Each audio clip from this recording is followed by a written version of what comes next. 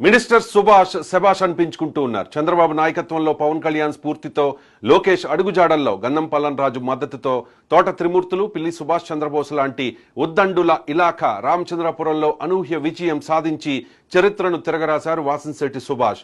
మొదటిసారి గెలుపుతోనే సుభాష్ ను అదృష్టం వరించింది. కార్మిక శాఖ మంత్రిగా అవకాశం దక్కింది. హేమా హైమీలు పోటీ పడుతున్న వారందరినీ కాదని సుభాష్ ను తన కేబినెట్ లోకి ఎంచుకున్నారు చంద్రబాబు నాయుడు. తనదైన స్టైల్లో పనిచేసుకుంటూ వెడుతూ ఉన్నారు మినిస్టర్ సుభాష్.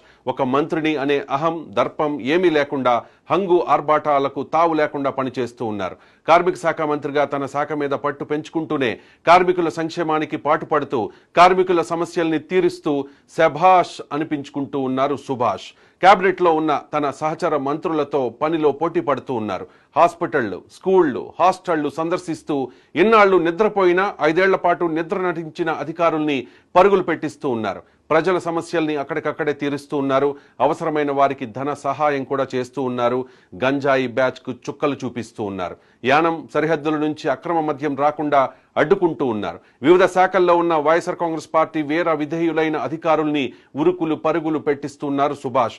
ఇదంతా చూసిన కోనసీమ వాసులు సుభాష్ ను శభాష్ మినిస్టర్ అంటూ ఉన్నారు. సుభాష్ విజయంలో కీలక పాత్ర వహించిన గంధం పల్లనరాజుకు జేజేలు పలుకుతూ ఉన్నారు.